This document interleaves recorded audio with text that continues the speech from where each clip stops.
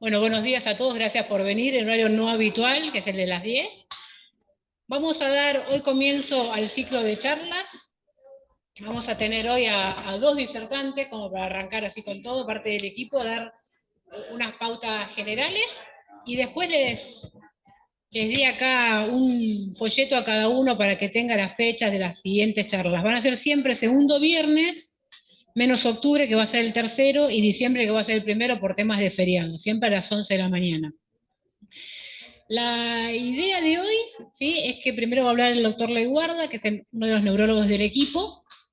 Va a dar una base introductoria a lo que es la enfermedad de Parkinson. Después va a estar el doctor Gastón Bartoli, que es el neuropsiquiatra, y va a hablar un poco de psiquiatría y nos va a contar cuáles son las 3 siguientes charlas que vamos a tener. Esto que estamos haciendo, saben que pueden venir acá a estar con nosotros un momento, pueden verlo a través de Zoom, como están viendo ahora, o va a estar transmitido en directo y queda grabado en Facebook para si ustedes algo que escucharon después no se acuerdan muy bien o quieren referir o quieren contárselo a otro, entran a la página de Facebook y lo pueden ver. ¿Sí? Doctor Leguarda. Bueno, muchas gracias, Fer López. Bueno, es un gusto estar acá, no sé qué temporada, ¿no? Ya de las charlas.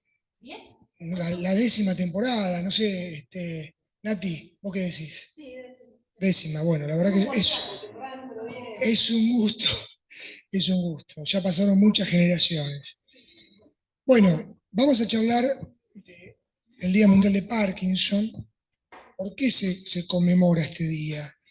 Y se lo debemos a este señor que está acá, que fue un neurólogo, ¿sí?, inglés, que describió hace muchísimo tiempo la enfermedad. Fíjense que en 1817. Pero, ¿qué es la enfermedad de Parkinson? ¿Sí? ¿De qué se trata esta enfermedad? Bueno, es una enfermedad neurodegenerativa, es la segunda en frecuencia, siendo la primera la enfermedad de Alzheimer. Y fíjense que va a faltar dopamina, en unas células que generan dopamina, que se encuentran en un lugar que se llama sustancia nigra, ¿sí?, que son esas células que van a secretar esa dopamina que se va a encargar de dar el movimiento. ¿Qué es la dopamina? Es un neurotransmisor, es una molécula que va de un lado al otro, que va a transmitir, ¿sí?, ese movimiento. Y va a transmitir otras cosas, no solamente el movimiento. Esto es muy importante. Hace un tiempo se creía que solamente la enfermedad de Parkinson era algo netamente motor, o sea que el paciente iba a tener un temblor, iba a tener una rigidez, iba a tener una lentitud. Y hace un tiempo que se empezaron a dar cuenta de que no era solamente eso, y lo vamos a ver en otra charlita que tenemos acá con el doctor Bartoli, que el paciente desarrolla otros síntomas, por ejemplo, problemas anímicos, ¿sí?, constipación.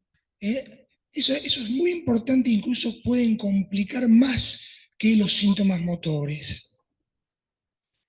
Ahora, ¿qué tan frecuente es la enfermedad de Parkinson? No hay datos en la Argentina, uno lo extrapola de otros países, pero fíjense que se cree que hay 80.000, que yo creo que hay mucho más en la Argentina. Es un 2% en mayores de 65 años, eso crece exponencialmente con la edad, esa prevalencia, y fíjense que la edad promedio estoy entre los 55 y 65 años. Hay formas juveniles, ¿sí?, que es el 10%, pero esta es una enfermedad que no se transmite de padre a hijo, como otras enfermedades, ¿sí? ¿Cuál sería la causa? ¿Por qué se produce la enfermedad de Parkinson? Bueno, otra cosa que la tenemos desconocida. La realidad es que se cree que es una susceptibilidad genética con algo ambiental que todavía no se ha descubierto. Como les dije, hay una forma que es la menos frecuente, que es la hereditaria. Mire, fíjense que estoy hablando del 5 al 10% de todos los pacientes. Y me voy a detener en esto, porque creo que esto es muy importante, que el doctor lo va a comentar también, que cuando uno llega, ¿sí?, a hacer el diagnóstico de la enfermedad con un temblor, con una rigidez, con la lentitud, La enfermedad comenzó mucho tiempo antes. Sí, así como lo escuchan. La enfermedad comenzó mucho tiempo antes. Es como si fuera la punta de un iceberg.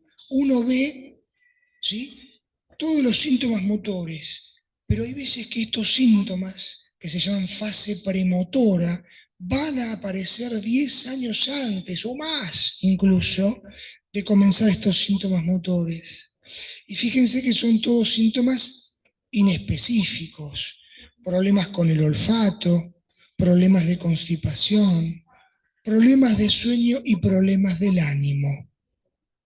Estos síntomas premotores muchas veces pueden coexistir con los síntomas motores. Fíjense que estoy hablando del temblor, la lentitud, la rigidez y la inestabilidad, y fíjense que estos síntomas no motores van a coexistir con la enfermedad.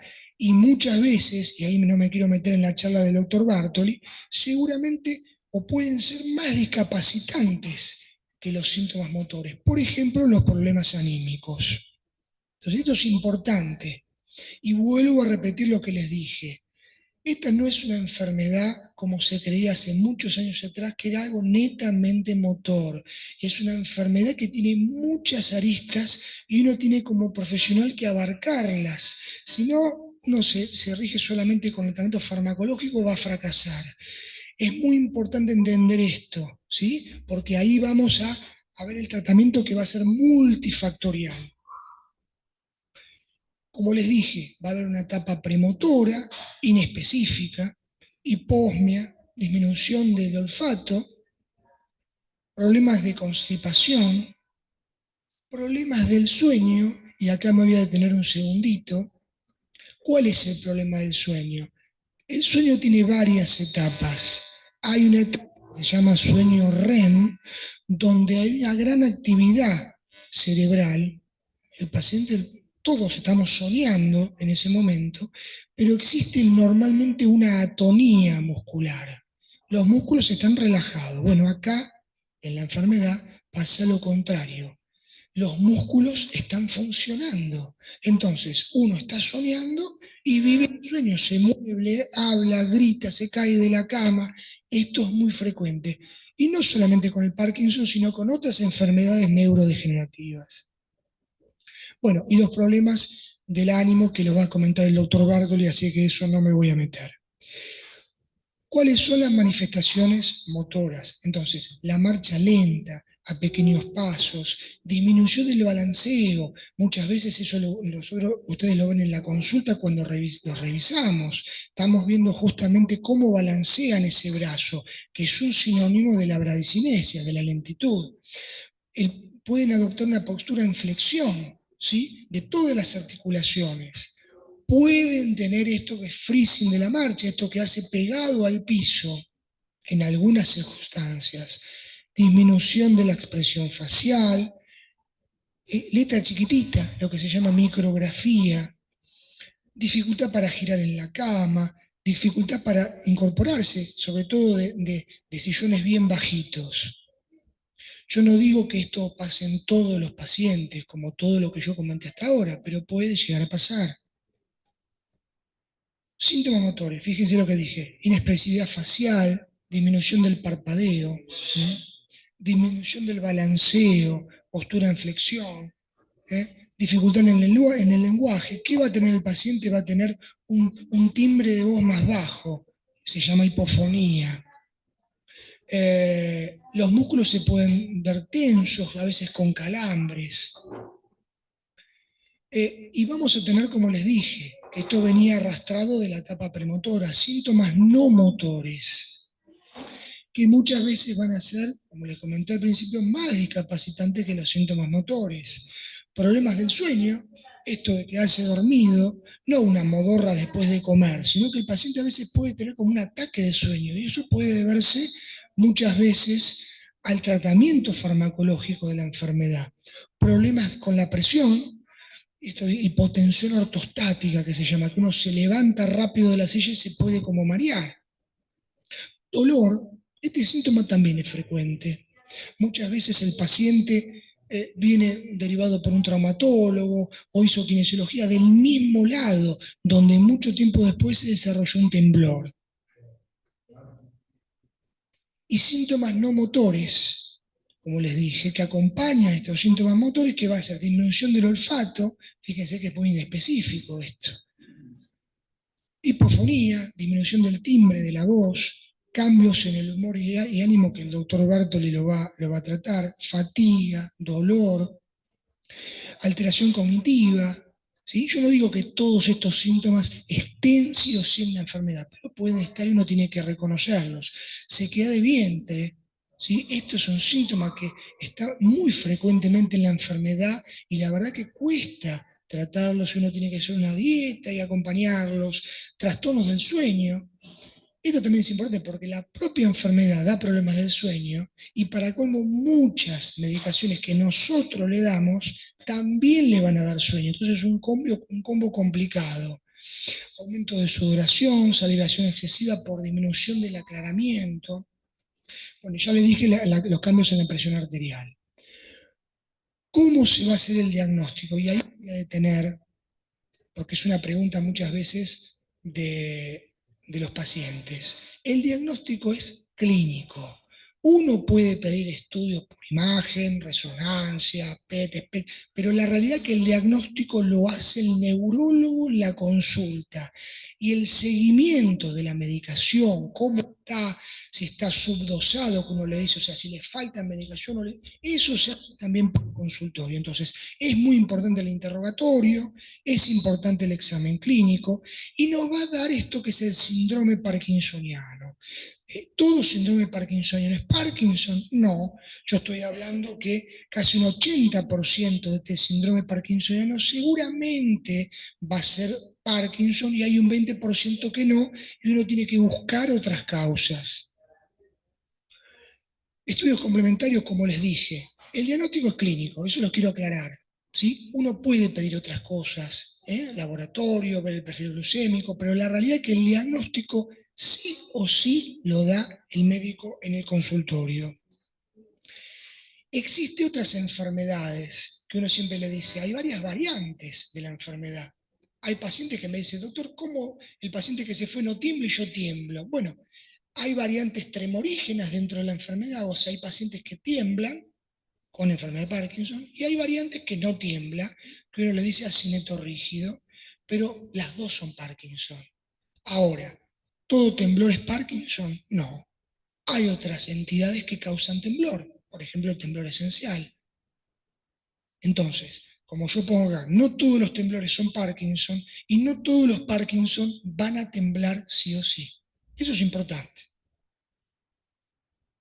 Bien, entonces, ¿cómo vamos a tratar la enfermedad? Fíjense todo el abanico de síntomas que les di, que el paciente puede tener desde un espectro a nivel anímico, dolor, le dije constipación, sequedad de vientre, síntomas motores. Entonces, esto es importante. Siempre uno tiene que tener esta premisa, mejorar la calidad de vida del paciente.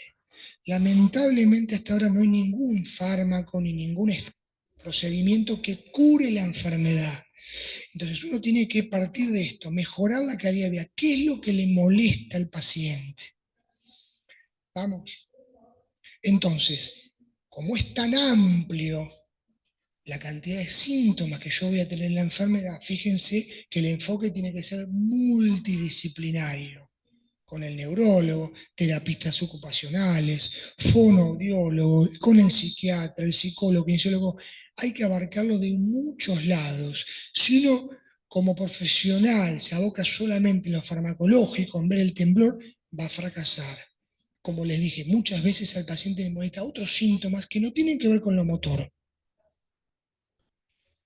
Tratamiento no farmacológico, ¿qué se puede hacer? Terapia física, ejercicio, terapia ocupacional, digamos, tratar de ver el domicilio del paciente, cómo adaptarlo al paciente. Fonoaudiología, psicología. Y dentro del tratamiento farmacológico, algunas consideraciones. La levodopa sigue siendo el fármaco más viejo de los años 60 que se formuló, hoy sigue siendo el tratamiento más eficaz. para la enfermedad. Es importante entender esto, que la levodopa, las formulaciones que tiene la medicación, intervienen, interactúan con las proteínas, por eso uno le dice, traten de alejar la levodopa de las comidas, un poco antes, un poco después. ¿Por qué? Porque se pierde el efecto. Eso es muy importante también entenderlo. Y existen otras complicaciones con la levodopa a largo tiempo, con la enfermedad, que a veces uno plantea un tratamiento cada 4 horas, y muchos pacientes acá que estoy viendo ya lo saben, pero uno va llegando cada vez menos a la medicación o tiene movimientos involuntarios. Y como les vengo diciendo hace rato cuando inicié la charla, los síntomas no motores pueden ser más complicados incluso que los síntomas motores, incluso más difíciles con el tratamiento. ¿Qué drogas tengo para tratar la enfermedad? Bueno, la levodopa, como yo les dije, que es la droga más vieja y la más eficaz hoy por hoy. Tenemos el grupo de agonistas dopaminérgicos, ¿eh? Tenemos otros que acompañan esta medicación. Y me detengo un poquito acá, porque también esto es importante. Quizás no hay dos pacientes tratados de la misma forma. Hay pacientes que están tratados con una medicación, otras con otra, y todo tiene un porqué. Depende del síntoma que va a tener el paciente. Por ejemplo, si es un paciente que va a tener un temblor, bueno, quizás la droga más efectiva para el temblor va a ser la levodopa. Entonces, este grupo de agonistas dopaminérgicos quizás no tiene un rol tan importante. Por eso es importante que cada paciente va a ser diferente, va a ser tratado de manera desigual, pero todo tiene un porqué. Bueno, va a haber una charla de esto.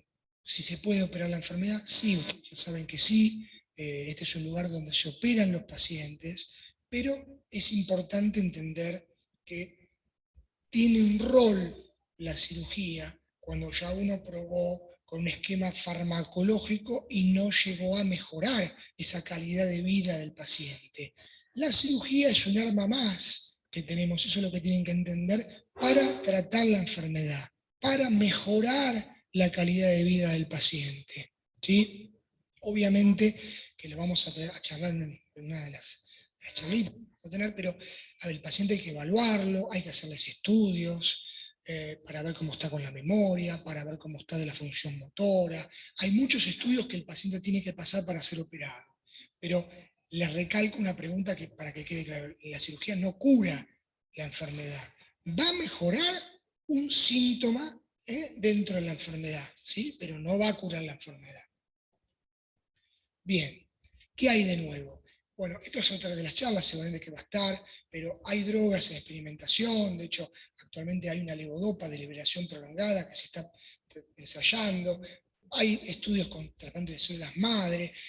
Hay varias cosas que se están llevando a cabo hoy por hoy. ¿Cuál es el derecho que va a tener el paciente? Bueno, ser atendido por un médico especialista. Nosotros estamos en un servicio multidisciplinario, que tenemos neuropsiquiatras, psicólogos, terapeutas ocupacionales, o sea, tenemos un servicio muy rico en especialistas.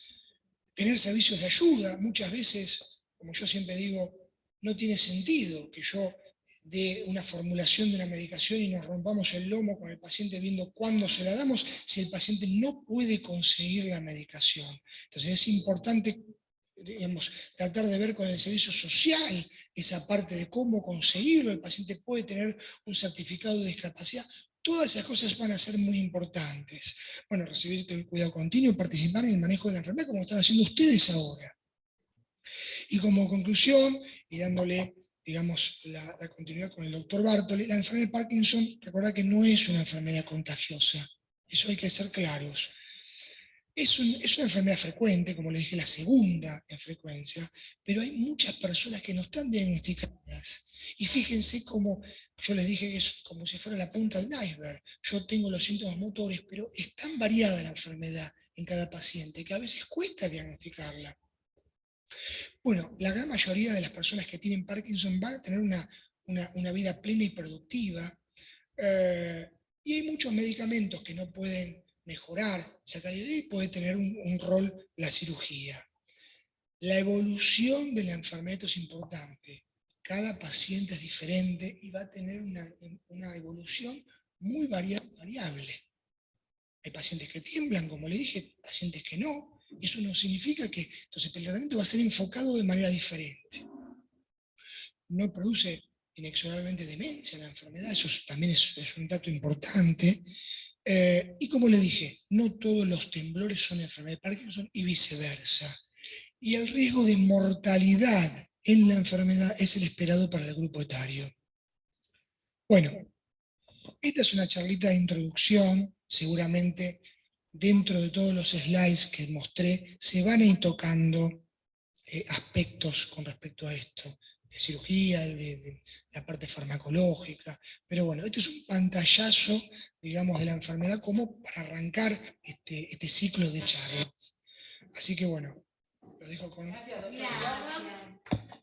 Bueno, si les parece, ahora cuando va a hablar el doctor Bartoli, cuando termine de hablar el doctor, cualquier pregunta que tenga que ver con las charlas que se dieron hoy, las hacemos tanto los que están acá, los que están escuchando en Zoom o los que están en Facebook. Porque estamos en todos lados, somos como Drupi. Sí. Bueno, ahora sí, va a hablar el doctor Gastón Bartoli, es el neuropsiquiatra del equipo. Doctor. Bueno, ¿qué tal? Muy buenos días a todos. A muchos los conozco, a algunos no tanto. Ante todo, feliz día, feliz semana, ¿sí? Conmemorando el Día del Parkinson. Felicitaciones por el logro que se obtuvo esta semana, así después Nati va a comentar un poquito. Gracias, Fer, de vuelta por la invitación. En sí, la idea hoy es hacer también, como dijo Fernando, una breve introducción, porque a mí me toca hablar el mes próximo, ¿sí? Donde vamos a hacer una introducción hoy, por eso puse mirada neuropsiquiátrica en la enfermedad de Parkinson. Ya el próximo mes no va a ser una mirada, sino va a ser algo mucho más profundo. Sí, así que bueno, es más o menos de lo que vamos a tratar el mes próximo. Perdón que le dé un cachitín en la espalda. Bueno, gracias. La idea es comentar un poco cuál es el rol del neuropsiquiatra, porque muchas veces nos llegan los pacientes con un poco de temor, ¿sí? Es como que todavía no se pierde el estigma de decir, ¿por qué tengo que ir al psiquiatra? ¿Sí? Si yo no estoy loco, si no tengo ninguna sintomatología que me lleve a llegar a estar loco. Sí, no hace falta estar loco para ir al psiquiatra, mucho menos al neuropsiquiatra, ¿no? Entonces, la neuropsiquiatría se va a basar en las bases neurobiológicas, realizando una muy buena evaluación clínica junto con el resto de los profesionales, llegando al razonamiento diagnóstico para un mejor tratamiento de los síntomas principalmente conductuales, ¿sí? En lo que es la patología de enfermedad de Parkinson. De esta manera, lo que vamos a intentar lograr es generar un enlace entre la psiquiatría y la neurología, ¿sí? O sea, dentro de la neurobiología de las patologías psiquiátricas idiopáticas y la neurobiología de las enfermedades neurológicas relacionadas con patologías conductuales. Para eso vamos a ver nosotros que vamos a utilizar diferentes herramientas en la cual yo me siento un privilegiado dentro del grupo, ya que cuento con Fernanda como mano derecha, y tengo dos manos derechas, la otra es la licenciada Martínez, que está acá acompañándonos, en la cual se encargan muchas veces de evaluar a los pacientes y ayudarme con un montón de escalas. O sea, que la evaluación neuropsiquiátrica no se va a basar solamente en la semiología, en lo que vamos a ver nosotros en el momento de la consulta, es decir, los vamos a estar observando siempre, ¿sí? Mediante diferentes escalas, como dije antes, escala de calidad de vida, escala de depresión, de impulsividad, de riesgos, y después va a haber una evaluación en la cual se toma al familiar y cuidador del paciente para ver la mirada de ellos, que también es importantísima para nosotros. Con toda esa información nosotros realizamos un diagnóstico en lo que respecta a la parte neuropsi, ¿sí? A la parte de psicología, neuropsicología y neuropsiquiatría. Muchos de ustedes seguramente han pasado por esto. Es un estudio que suele durar aproximadamente 2 horas, que lo lleva a cabo Fernanda, y después se complementa con la información que nosotros aportamos. Como bien habló recién el doctor Fernando Leiguarda, la enfermedad de Parkinson, vuelvo a decir muy concreto porque esto es a modo introductorio, estamos hablando de una enfermedad crónica, progresiva, neurodegenerativa, que ocupa el segundo lugar después de la enfermedad de Alzheimer. abarca aproximadamente el 1% de la población general y aproximadamente entre el 2 y el 3% de los pacientes mayores de 65 años, es decir, que estamos hablando aproximadamente de 10 millones de personas alrededor del mundo, que se caracteriza por una triada clásica de rigidez, temblor en reposo y disminución del movimiento, donde se necesitan 2 de estos síntomas para hacer el diagnóstico. Y vamos a ver que a diferencia de otras enfermedades, no hay ningún estudio patognomónico que lleven a realizar el diagnóstico. El diagnóstico es solamente clínico. ¿Por qué recalco esto? Porque muchas veces nos llegan pacientes diciendo, doctor, me hicieron un estudio de imagen, me pidieron un análisis de sangre. No. El diagnóstico se realiza pura y exclusivamente con la clínica, con la semiología, con lo que ve el neurólogo al momento de la consulta. Como bien marcaba Fernando, me pareció interesante también marcar y repetir esta situación, que la enfermedad de Parkinson no es solamente la sintomatología motora, ¿sí?, lo que se ve, con lo que se realiza el diagnóstico, sino vamos a ver que muchas veces hay síntomas premotores. Repito un poquitito lo que habló Fernando recién, el tema de la pérdida del olfato, la constipación, las alteraciones del ánimo y la alteración del sueño. Fíjense en este gráfico, que al principio, no me quiero acercar porque Fernando me va a retar, me dijo que me quede acá, al principio de este cuadro, que es lo que marca la sintomatología premotora, antes de que se haga el diagnóstico de enfermedad de Parkinson, existen mucha sintomatología que puede llegar a tener relación, por eso se llama síntomas premotores. Con esos nosotros no podemos hacer diagnóstico, porque que venga alguien a la consulta y nos diga, doctor, no me siento bien de ánimo, no duermo bien por la noche, o tengo constipación o pérdida del olfato, justamente ahora con el tema del COVID, muchas personas han tenido disminución del olfato, y eso no marca una conducta a presentar enfermedad de Parkinson. Pero sepan que existe sintomatología premotora que junto con la sintomatología motora va a armar de a poco el diagnóstico de esta enfermedad. No solamente los pacientes van a tener entonces la sintomatología motora, a medida que pasa el tiempo pueden llegar a presentar, no quiere decir que todo lo que esté acá escrito presenten los pacientes con enfermedad de Parkinson, ¿sí?, pero pueden llegar a presentar. A mí me gusta marcar los diferentes síntomas. ¿Por qué? Porque es algo que a nosotros nos marca mucho en la consulta, ¿sí?, cuando vienen nuestros pacientes por síntomas de trastornos de ansiedad. Y vamos a ver, que lo vamos a ver el próximo mes en mayor profundidad, que los trastornos de ansiedad suelen estar ocasionados por situaciones que son desconocidas, ¿sí? Nosotros tenemos ansiedad a lo desconocido. A lo conocido le podemos llegar a tener miedo, y el miedo es sumamente tratable. Todos los que estamos acá hemos tenido miedo en algún momento de la vida y lo fuimos superando.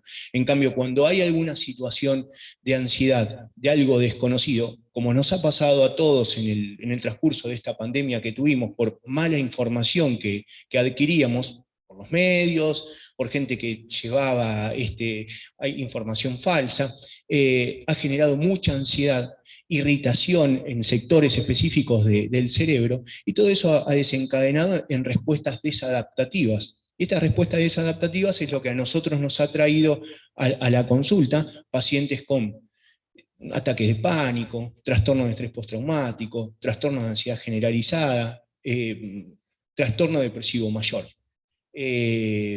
Adelanto que vamos a tener también una charla que la va a dar la licenciada Martínez de acá a 2 meses, creo, sobre bienestar y calidad de vida. ¿Sí? No me dejaron terminar. Bienestar y calidad de vida, como también de cerebro saludable, que la va a dar la licenciada López.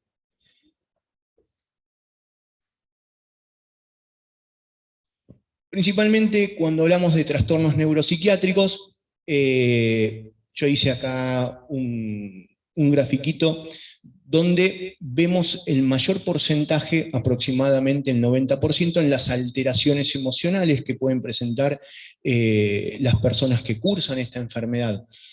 En primer lugar, vamos a ver que los cuadros de depresión, que son depresiones reactivas, que eso es importante poder marcarlo, ¿sí? A diferencia de un trastorno depresivo mayor, que es una entidad sumamente importante en el ambiente de la psiquiatría, por la complejidad del tratamiento. La depresión en la enfermedad de Parkinson, al ser una depresión reactiva, se puede tratar, se puede mejorar, y las personas suelen andar bien al poco tiempo.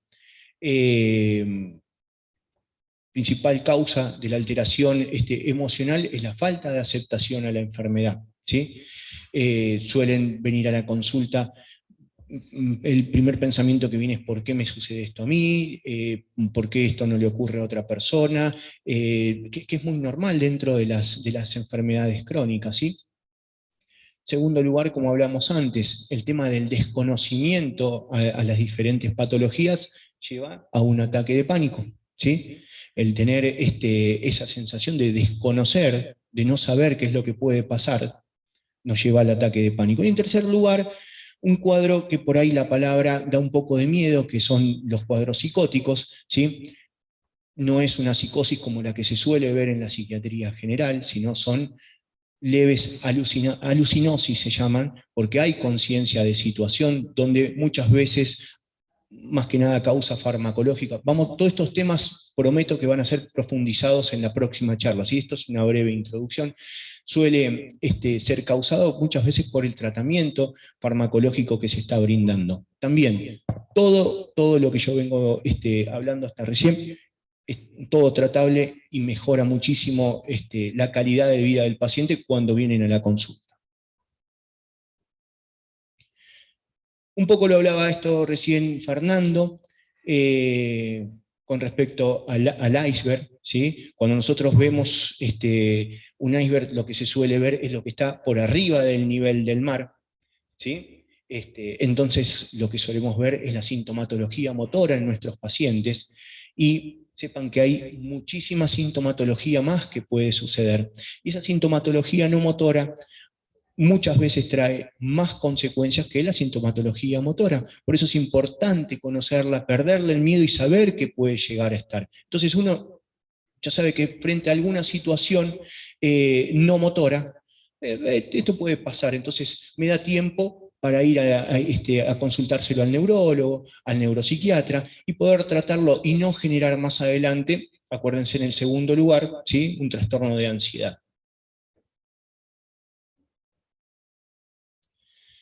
Es importante conocer la distribución, ¿sí? De lo que se brinda en los diferentes servicios. Yo siempre digo lo mismo: yo soy un privilegiado de poder trabajar en un equipo interdisciplinario, ya que cuento con el respaldo de muchos profesionales, y realmente a mí me da una espalda importante eso. Saber siempre, porque esto que yo voy a poner ahora, y ya a modo de conclusión, y pasamos a las preguntas, sucede día a día.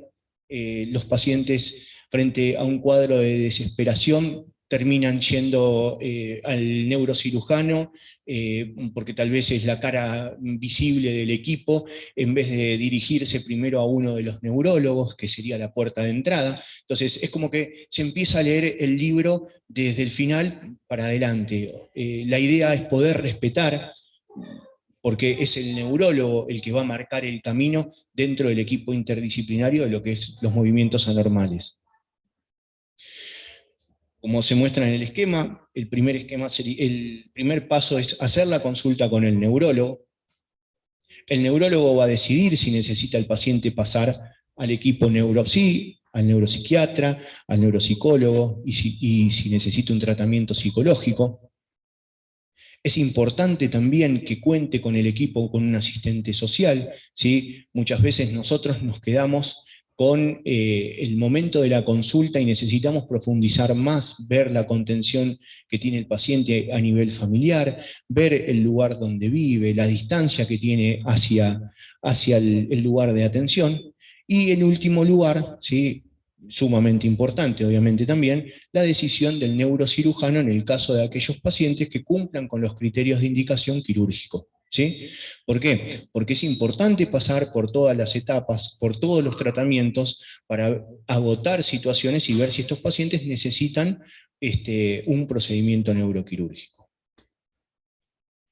Así que bueno, esto es un poco la introducción de lo que vamos a ver con mayor profundidad el mes que viene, el segundo viernes del mes de mayo.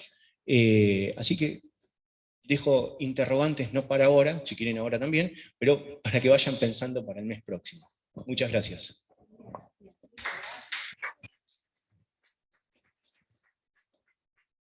Una parte de preguntas y después vamos a contar un poquito lo que pasó esta semana en el Día Mundial del Parkinson y con la Red Argentina de Parkinson. Que quiera preguntas, recuerde que no contestamos preguntas personales de tratamiento, si tomo tal medicación, si me hace mal, me hace bien. Después cualquier otra duda, salvo el número de teléfono de los doctores que estamos casados. Bueno, vamos, sin miedo, preguntas.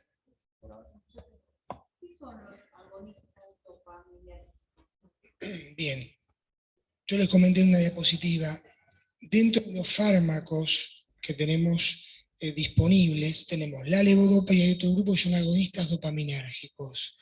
Son un grupo de fármacos que, si bien tienen una efectividad menor a la levodopa, lo que tienen es una vida media más larga, o sea, duran más con respecto a las horas.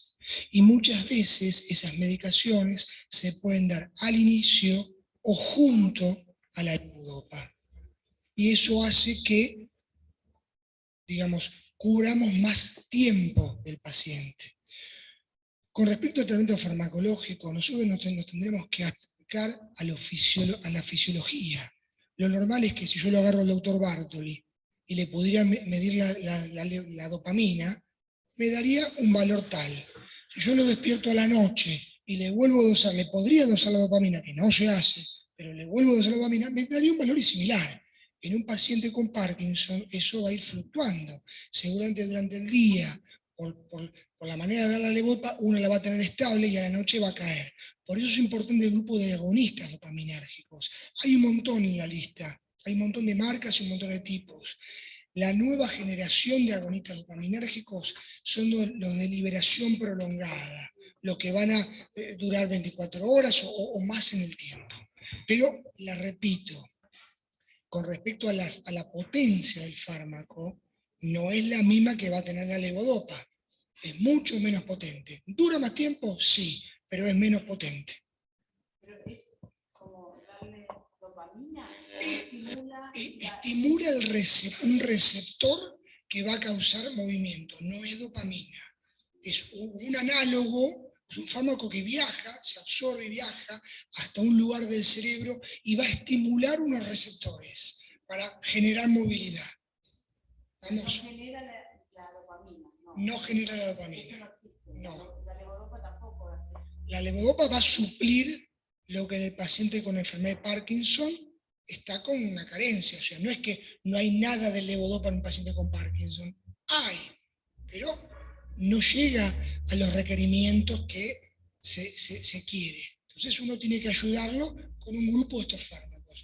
La levodopa, que es dopamina, eso se transforma y llega al cerebro y va a actuar, o los agonistas que son fármacos que estimulan los receptores, no hay dopamina. Se pueden dar en conjunto. Quédate quieto, por esto lo pido.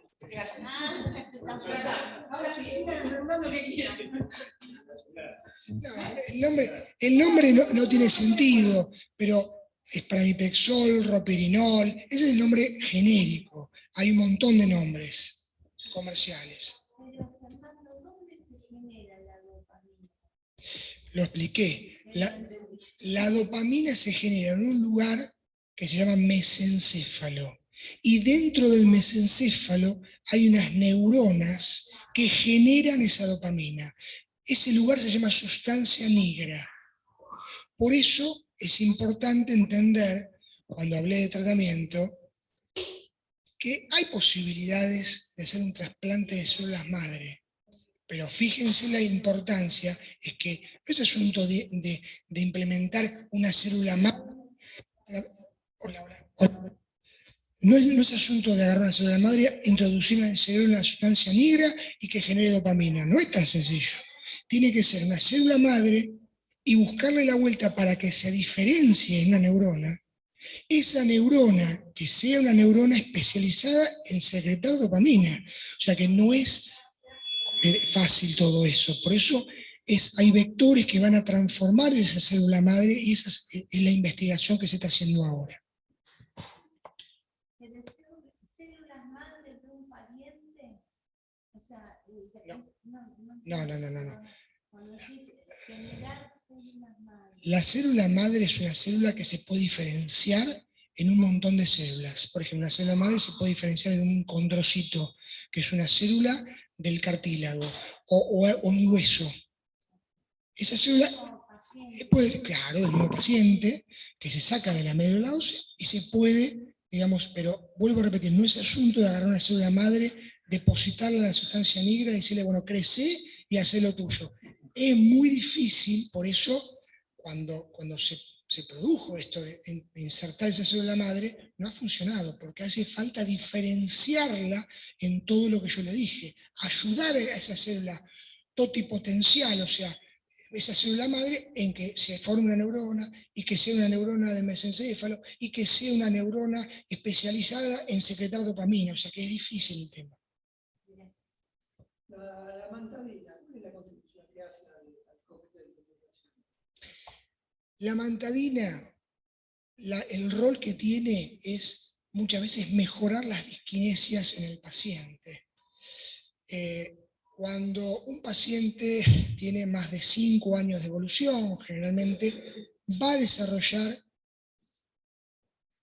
disquinesias, que son estos movimientos involuntarios como danzantes que uno le ve, que muchas veces el paciente no le molesta, pero cuando le molestan se puede usar la mantadina. El otro uso que tiene la mantadina es por un síntoma que yo les comenté, que es el quedarse pegado al piso, que se llama freezing de la marcha. La mantadina puede mejorar esos síntomas. No me estoy moviendo, López, ¿no? No, Bien. muy bien, muy bien. Otra, vamos, sin miedo. Acá me quieren dar la mantadina, estamos complicados. Va. Entendió igual. No, hay muchas preguntas en Facebook que tienen que ver con nuevos tratamientos, medicaciones. Vamos a dar una charla específica de eso. ¿Sí?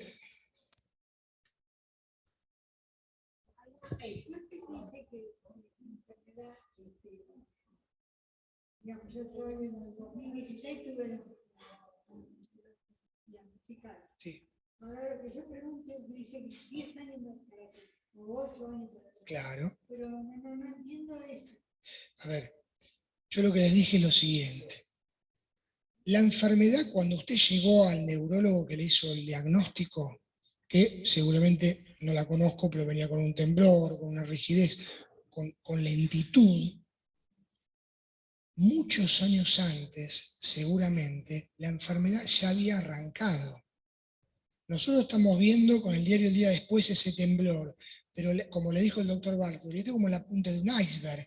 Uno ve algo que es el temblor, la lentitud, pero la enfermedad estuvo oculta mucho tiempo antes, con síntomas que yo le nombré. Son todos inespecíficos, porque si yo salgo por la calle a preguntar cuántas de las personas son constipadas, y yo estoy seguro que encuentro un gran porcentaje de personas que tienen constipación, no sé qué da el vientre. Si le pregunto a la población general quién no tiene problemas de olfato, seguramente me encuentro que es un síntoma específico, muchos tienen rinitis o son alérgicos. Si llego a preguntar también cuáles tienen problemas con el sueño, bien, me encuentro que muchos duermen mal, que tienen el sueño fragmentado. O sea, lo que le quiero decir, que todos los síntomas que estuvieron antes en el diagnóstico son síntomas inespecíficos, que uno no puede hacer el diagnóstico con esos síntomas.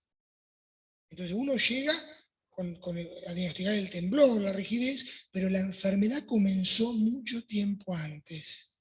Ese es el concepto que tiene que quedar. Perdón, pero cuando dicen que la enfermedad comienza entre los 65 y los 60 años, ¿a qué se refieren? ¿Al diagnóstico o a Eso es un porcentaje de frecuencia. Cuando la enfermedad se dice, a ver, no es una enfermedad que esté a los 20 años generalmente. ¿Puede estar a los 20 años? Sí puede estar, pero es una enfermedad que se da entre los 55 y 65 años. Esa es la mayor frecuencia de edad.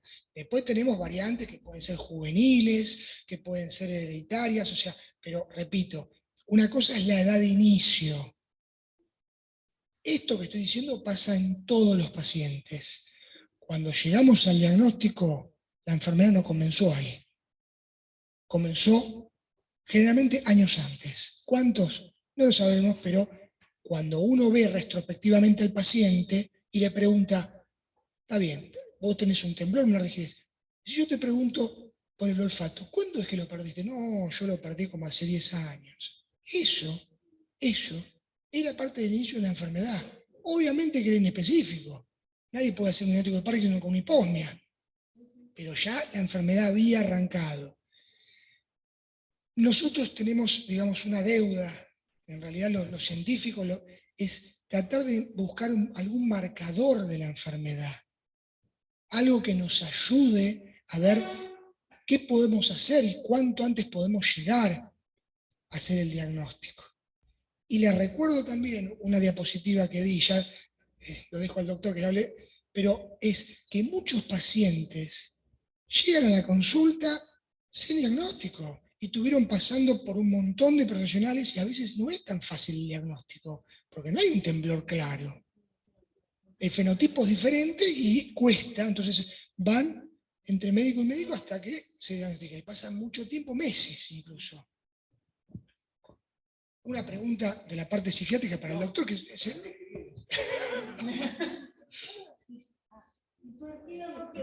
en la televisión que dijeron que Parkinson tenía esa enfermedad por mala alimentación? ¿Puede ser? No. A ver. No me cayó bien porque No.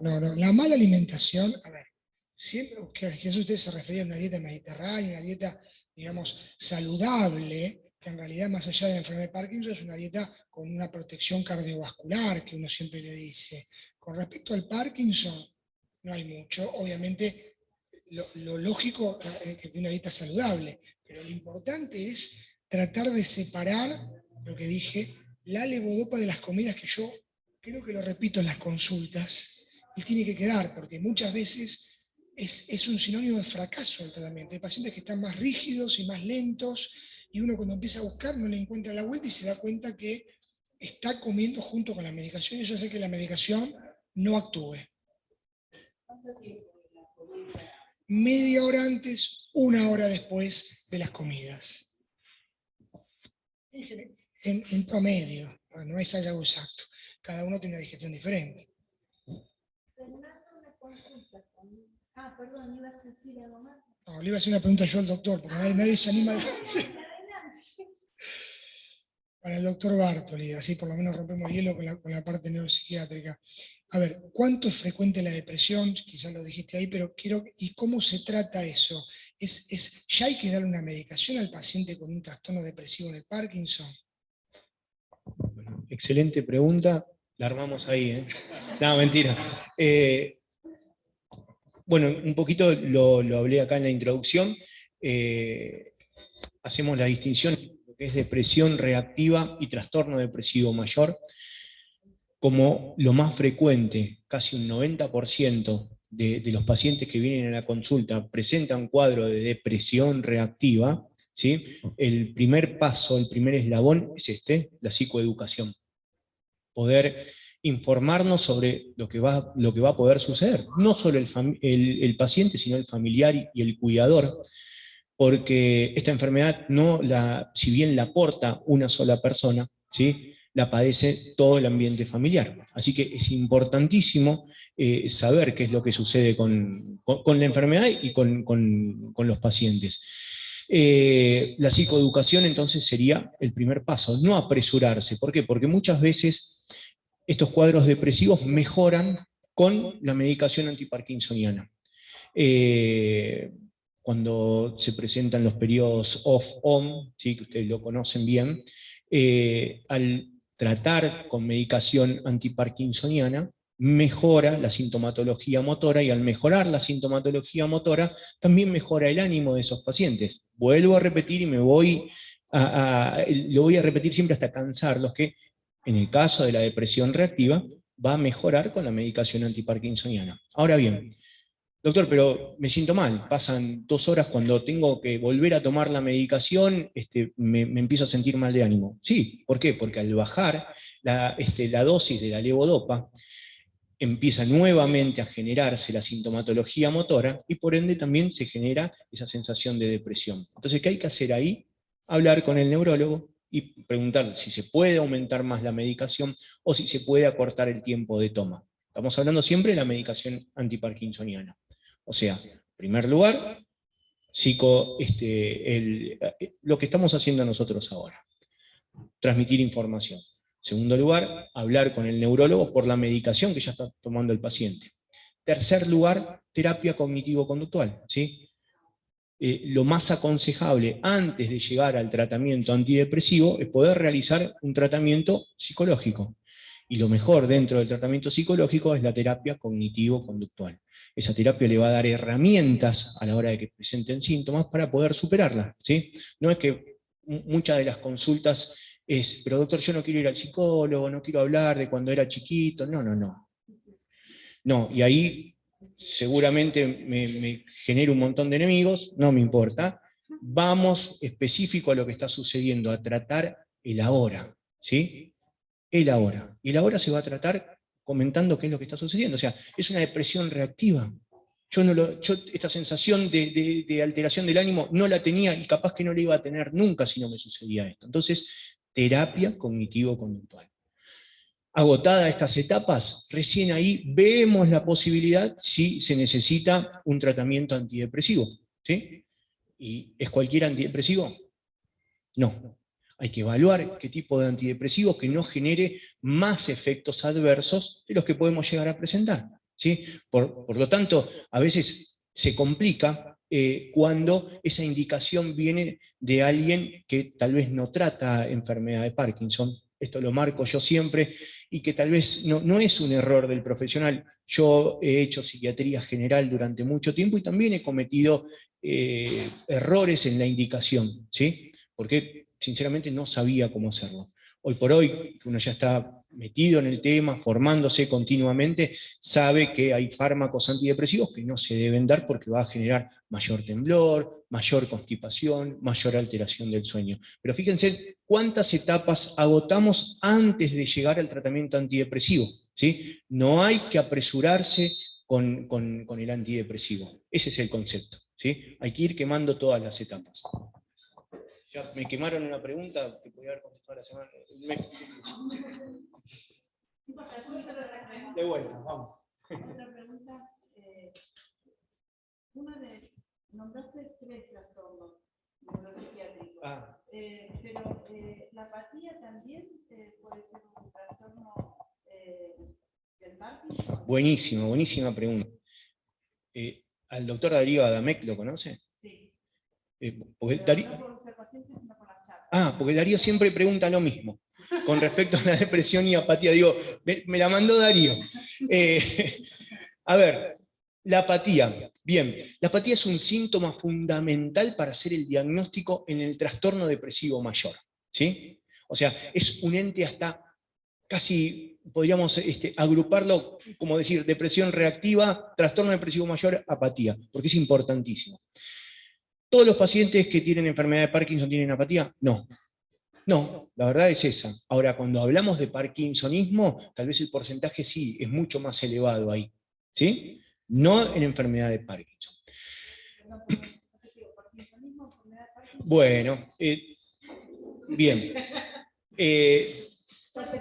Cuando hablamos de síndrome parkinsoniano, obviamente dentro de ese grupo vamos a hablar no solo de enfermedad de Parkinson, ¿sí? Sino de otros tipos de parkinsonismos, ¿sí? Y ahí entra la parálisis supranuclear, AMS, otro tipo de temblores, ¿está bien? Entonces lo que tienen que saber es esto, que hay diferentes parkinsonismos, uno de esos es la enfermedad propia de Parkinson, y otros grupos. Dentro de esos otros grupos, tal vez como yo hablé que la depresión era el síntoma fundamental en la enfermedad de Parkinson, en ese grupo es la apatía, ¿sí? Aunque esté en la etapa síndrome parkinsoniano, que todavía se sabe. Es muy difícil que un paciente tenga apatía en un comienzo de enfermedad. Es muy difícil. Es muy difícil tener... Tienen que hablar de cosas particulares, pero años antes del diagnóstico mi esposo empezó con la apatía. Por ahí no solo tenía enfermedad o un parkinsonismo, sino ya venía con otro tipo de situaciones. Tener enfermedad de Parkinson no condiciona no tener otras patologías. ¿Se entiende? Yo puedo tener un trastorno depresivo mayor y tener Parkinson, y el día de mañana no sé, tener un Alzheimer, tener diferentes tipos de enfermedades. ¿Se entiende? Y muchas veces, que esto es importante marcar, la apatía no la trae a la consulta el paciente. ¿Sí? Lo trae la familia. Porque cuando uno le pregunta al paciente cómo se siente, bien. ¿Se siente angustiado, triste? No. Y de atrás está el familiar. Entonces preguntamos, ¿pero qué es lo que pasa? Y no, doctor, mire, se pasa todo el día mirando la televisión. Y bueno, sí, pero está apagada. Se pasa todo el día mirando a la ventana, a un punto fijo. Entonces, ¿se da cuenta usted de esto que está diciendo, no sé, su esposa, su marido? No. Y el tema pasa por lo siguiente, muchas veces no hay una alteración, y acá es importante porque es un concepto bastante científico, ¿sí? Pero fácil de entender. Cuando hablamos de depresión, hablamos de un trastorno de neurotransmisión, ¿sí? Cuando hablamos ya de alguna alteración neuroanatómica, como sucede en la enfermedad de Parkinson, es más complicado tratar. Por lo tanto, los cuadros de apatía son más difíciles que tratar que un cuadro de depresión. A esto quería llegar. ¿Son tratables? Sí, obviamente, son tratables. Pero tal vez es un poco más complicado. No tenemos que, obviamente, vamos a pasar por todos los pasos que yo le nombré, pero a todo esto se va a agregar tal vez algún componente más psicofarmacológico. No nos vamos a quedar solamente con la terapia cognitivo-conductual y el antidepresivo, como se puede dar en una depresión reactiva en una enfermedad de Parkinson. ¿Sí? ¿Se entendió eso? Pero todo es tratable. La idea, obviamente, de todo tratamiento, ¿cuál es? ¿La cura? No. Nunca vamos a hablar de cura nosotros, sino vamos a hablar de mejorar calidad de vida. Ese es el concepto que hay que llevarse frente a algún tratamiento. Cualquier tratamiento, ¿no? Cualquier tratamiento, ya sea para enfermedad de Parkinson, ya sea para depresión, ya sea para lo que quieran. Piénsenlo, fíjense, y van a ver que nosotros me refiero al ambiente de la salud, ¿sí? Nosotros mejoramos calidad de vida, no curamos. Entonces, ¿va a mejorar calidad de vida? Sí. ¿Va a mejorar calidad de vida el paciente y la familia? Que es lo que buscamos siempre. ¿Se entendió? Buenísimo. Bueno. Otra pregunta que era para el mes que viene. Sí. Vamos a ir dando un cierre a la parte de preguntas, así que contamos algo que creo que es importante para todos los pacientes. Vamos a dar un aplauso a los doctores. Gracias. Me mata decirle que nunca me pueden decir que no, así que bueno. Le vamos a contar algo ahora con Nati. A Nati muchos lo conocen de años atrás, la teníamos como fotógrafa exclusiva y parte del grupo, después nos abandonó y ahora está de vuelta. No, les vamos a contar algo que pasó esta semana, Nati. Bueno, esta semana, en el Día Internacional del Parkinson, estuvimos haciendo una convocatoria en el Congreso, porque habíamos presentado con la Red Argentina del Parkinson 2 proyectos nacionales, y lo habíamos estado impulsando desde la pandemia. Entonces lo que fuimos a hacer, aprovechando el Día Mundial del Parkinson, fue hacer visibilizar nuestro reclamo, y logramos reunir personas que son de grupos de Ushuaia, de Formosa, de Misiones, de San Juan, de un montón de lugares, y nos recibieron los petitorios de firmas. Estuvimos haciendo una recolección de firmas en change.org para que se traten esas leyes. No sé si va a funcionar, no sé si resultará, pero lo importante fue que de todos esos grupos nos estuvimos uniendo durante estos 2 años entre la pandemia hasta ahora, y formamos la Red Argentina de Parkinson, y ayer fuimos con Fer López, con todas las de las provincias, a firmar la constitución de la personería jurídica de la red. Así que esta red nos va a permitir que la próxima vez que vayamos al Congreso, por ahí nos reciban un poco mejor, o nos den más bolilla con los reclamos que hacemos. Así que lo que impulsan estas 2 leyes es, que haya medicación gratuita para incluso las personas que no tengan ninguna cobertura social, médica, PAMI o obra social, que se especialice a más profesionales en neurología que tengan que ver con Parkinson, porque en todas las provincias no hay un neurólogo especializado en Parkinson, y por ahí tienen que viajar a Buenos Aires, y la verdad que es una picardía. Se podría tener un especialista en cada provincia y no se tendrían que desplazar. También vamos a impulsar la formación de grupos en distintas provincias para que los pacientes estén contenidos. Y no sé si me olvido de algo. No. La idea es, como dijo Nati, hay pacientes, acá nosotros tenemos pacientes que vienen de toda la Argentina y de países limítrofes y no tan limítrofes. Nadie debería viajar cientos de kilómetros para ser atendido, ¿sí? Y para estar en un grupo de pertenencia. A ver, la pandemia nos permitió esto, tener redes sociales, que uno pueda estar sentado en su casa cómodamente y acceder a charlas que antes no accedía.